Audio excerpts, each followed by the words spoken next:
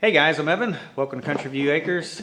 So I've been having trouble with the F-150 with the brakes ever since. It's been a few months now, but I changed all of the brakes on the truck, and after that, I'm not sure exactly what happened, but when I started it back up, my anti-lock brake system was in alarm, and it has now, so something's going on where it doesn't have traction control, doesn't have anti-lock brakes. It's all in alarm right now.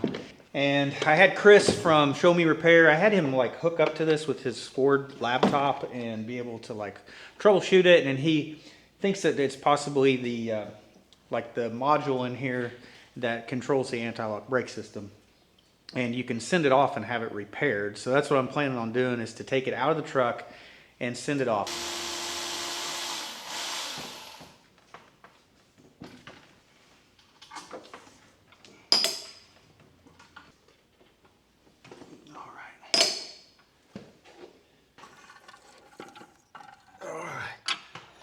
All right, I got the ABS module out of the vehicle. Now I just got to send this off to get repaired, and hopefully I'll have this back within a week or so and I can have the truck again. But I did go out, I went and bought metal the other day, and then I went and bought some lumber for projects the other day. I tried to make sure I had enough stuff here to be able to keep me busy while the truck is out of commission. So hopefully this is what actually repairs it. If not, we got a bigger problem, I guess, to tackle and trying to figure out what's wrong. But let's cross our fingers.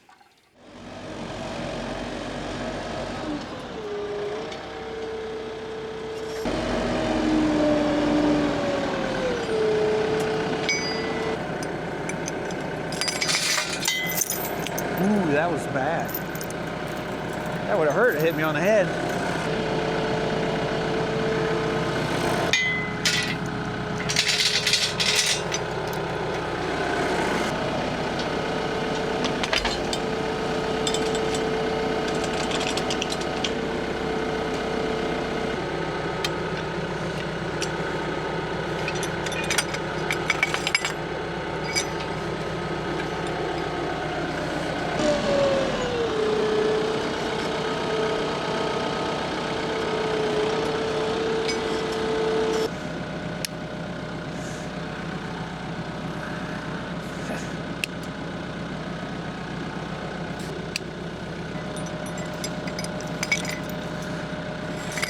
So it's gonna fall on me again. Oh, it did come unhooked. I'm having good luck there today.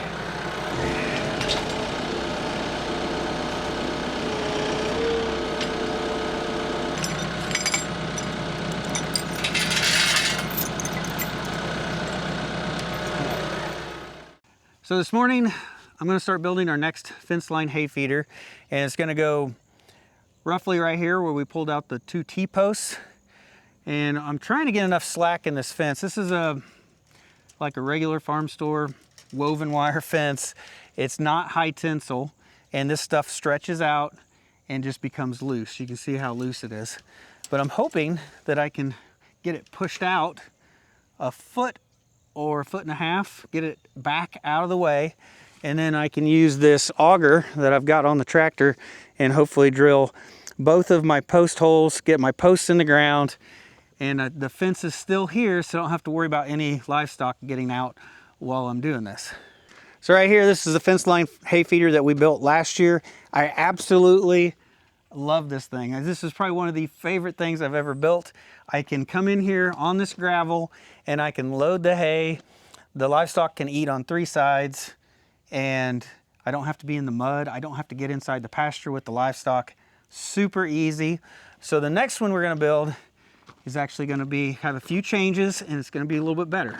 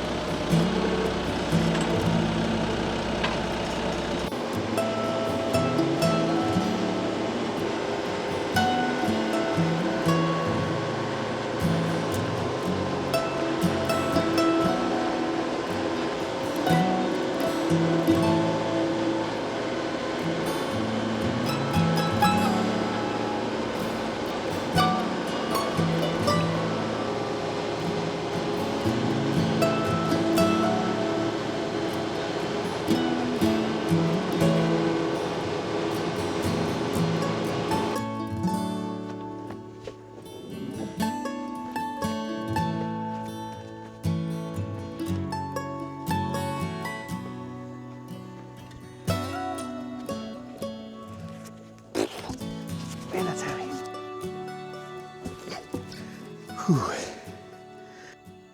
Oh man, that's terrible. Boy, it is terrible. What I hate worse is having a hole that's not quite in the right spot and then you gotta make it bigger because you gotta pull this big post right back out. Oh, I don't know if I'll get it back out. Well, I put my hole right in the center of the fence line, and I should have offset it this way because the post is on this side of the fence. So, first mistake of the day.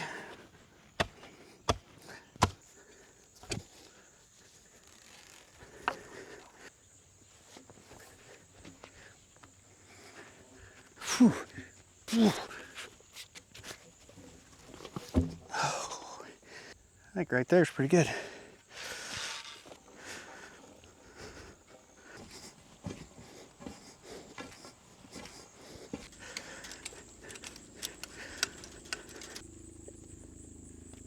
Oh. All right, first post is in the ground. Just warming up. Time to get out of this sweatshirt.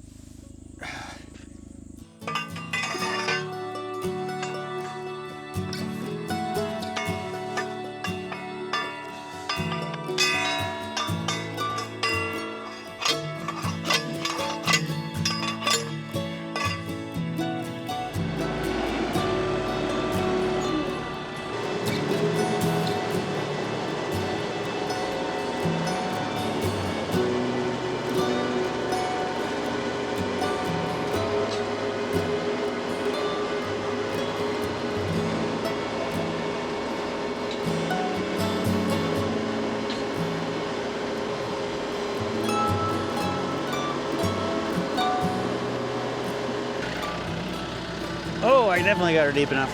Yep.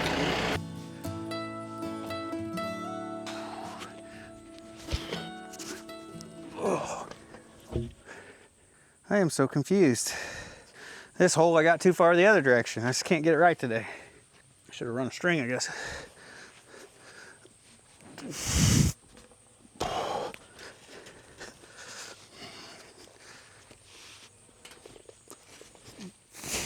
Oh, it's gonna hurt. Oh. Ow.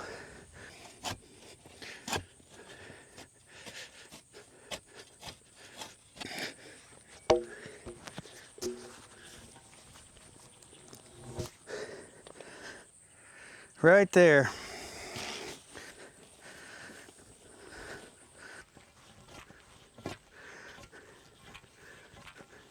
All right, we got our first two 6x6 posts in the ground. I'm gonna go ahead and put a couple temporary braces on here just to keep anything from moving.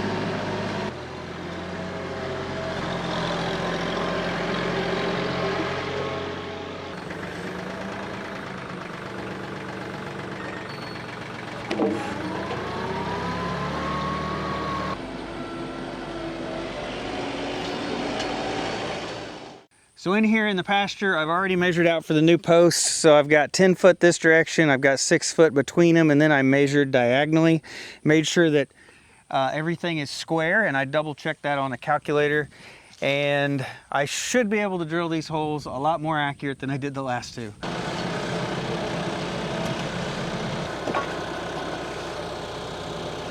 Yeah, right about there.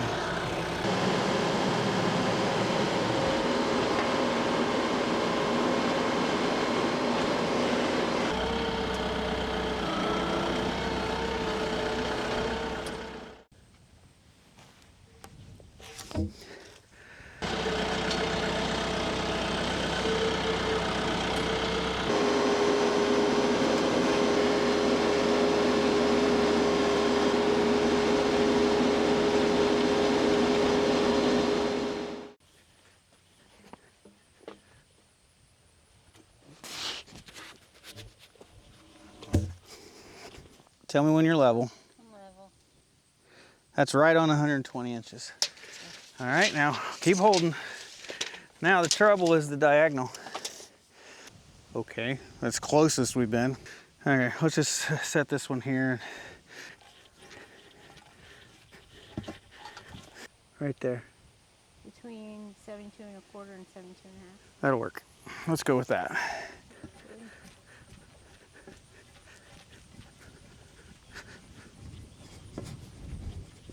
Thank you for your help.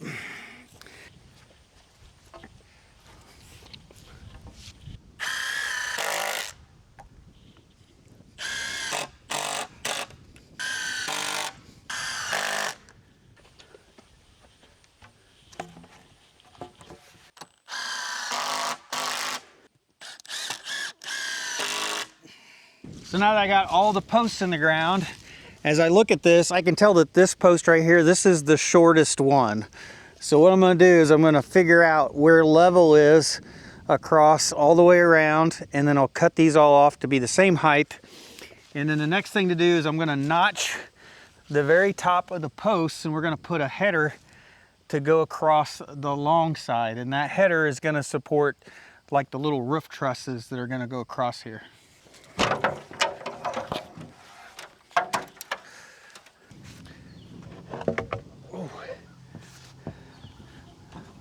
So I'm just using a nice straight board, has to be nice and straight,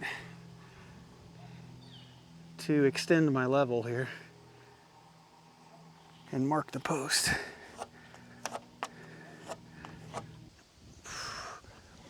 Okay.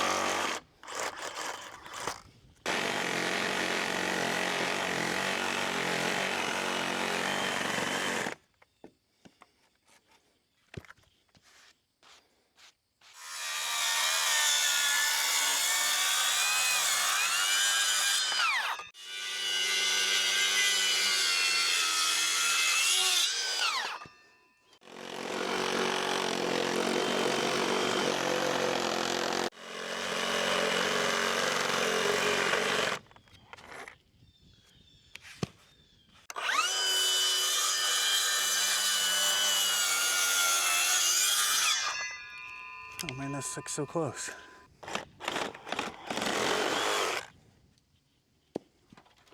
All right, we got all of our posts notched now for our header, our little beam to be able to sit in this pocket right here, and then they are all cut off level with each other.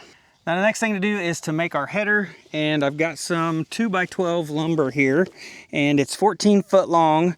And what we're gonna do is we're gonna put two of these 2x12s together, so we have a 3-inch wide beam that's 11.5 inches tall. And then that should be strong enough for that span to be able to hold up all of our roof trusses.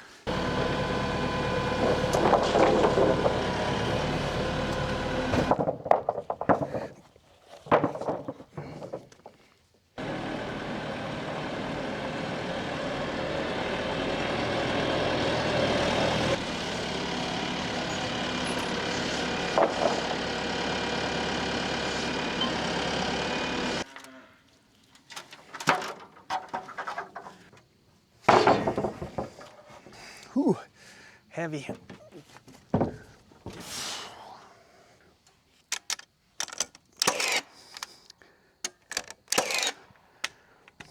All right, time for board number 2. Oh, these things are so heavy.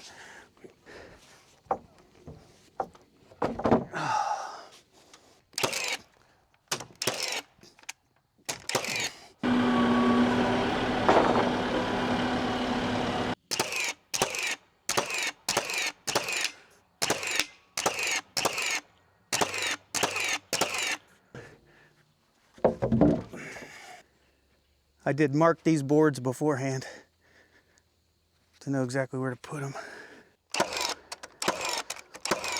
All right, this is the last board. Maybe.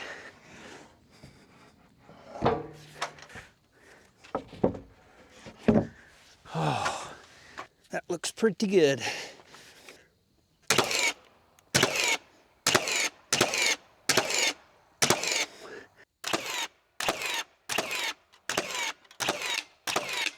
Well, for our first day trying to build this, I think we did fairly well.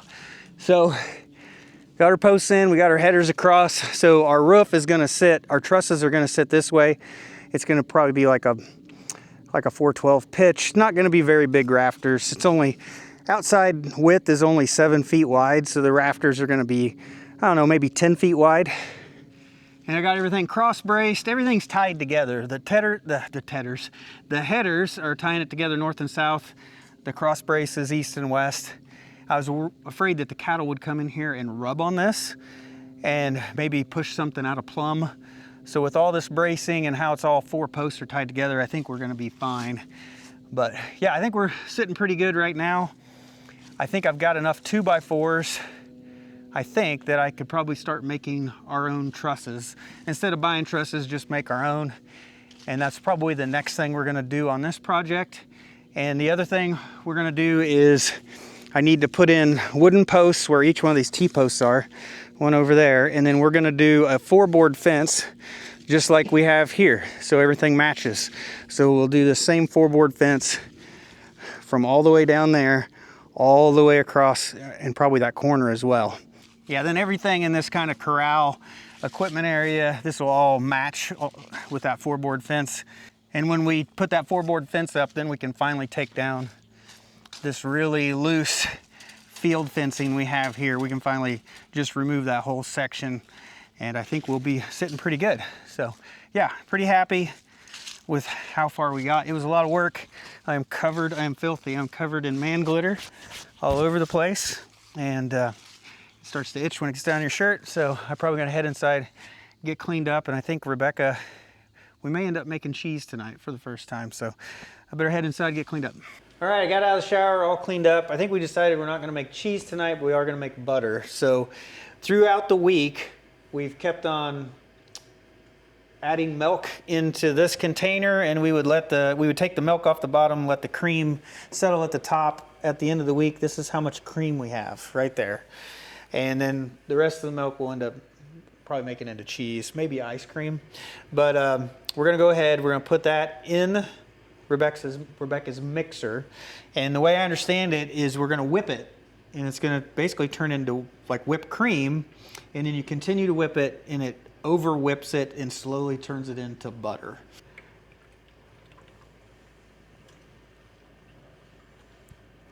And then we'll get this all cleaned up, and then we'll start all over for the next week. But I think we ended up with somewhere around a quart, maybe a little more than a quart of cream.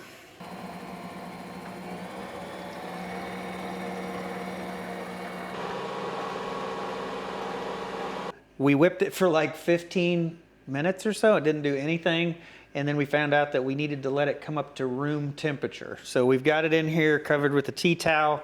We're gonna let it sit probably a couple hours, and then we'll start whipping it again, and then hopefully it makes butter.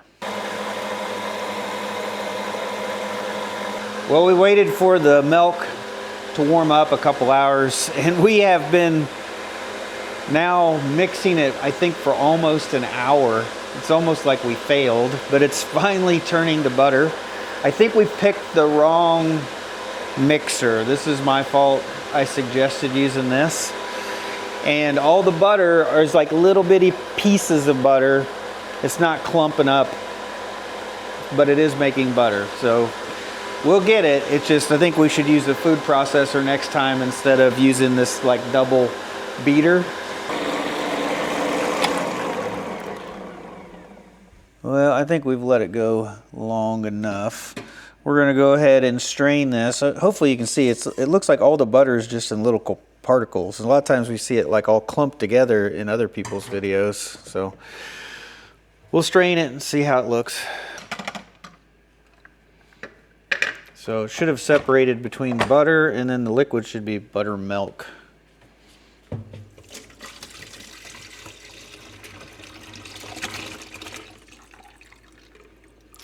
bottom look like? Yeah, there's definitely butter in the bottom.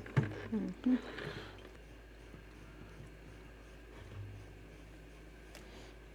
So we gotta rinse it, get all the buttermilk out of it, or else it'll go bad quick. Yeah, they fold and wash.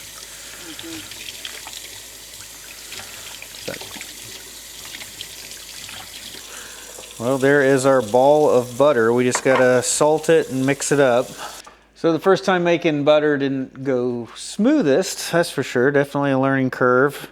I think we'll get better at it over time, but we're getting it mixed up. Once we put it in the fridge, it will harden up. We can also freeze it, and we can use it throughout the rest of the year as well. And I think that's what our plan is to try to make up as much butter as possible.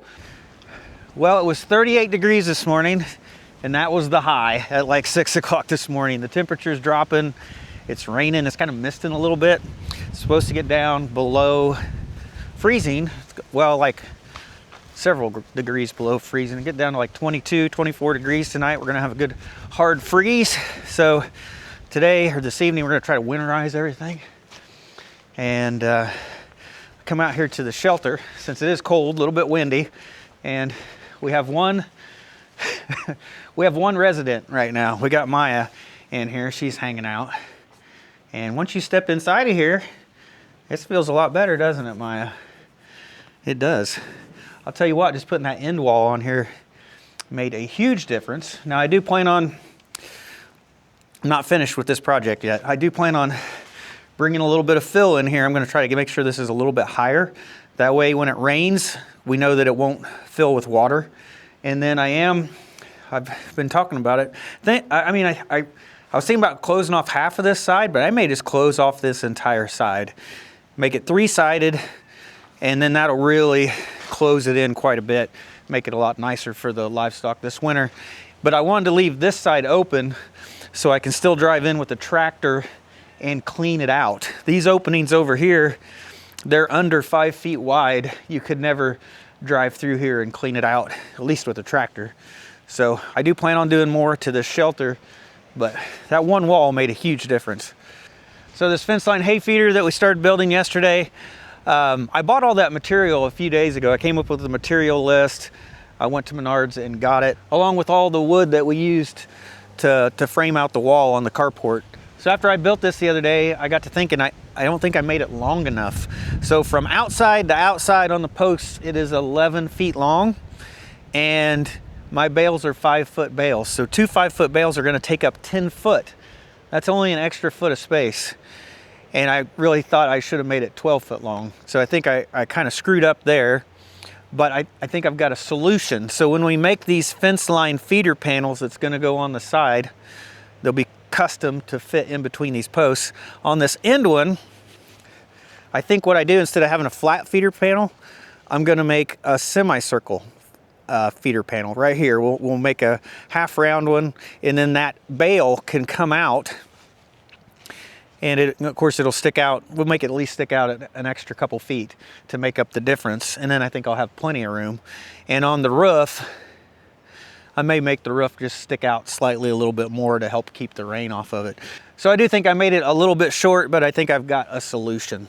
And I did get the brake module for the truck. I got that shipped off after I got it out of the truck that day. And they're supposed to have a fairly quick turnaround, so I'm hoping to get that back sometime next week so I don't have a truck for a week. And hopefully I got enough material here to keep me busy and keep things moving along. But I think that's gonna be it for this video, guys. So I hope you guys have a wonderful day, and I'll see you next time.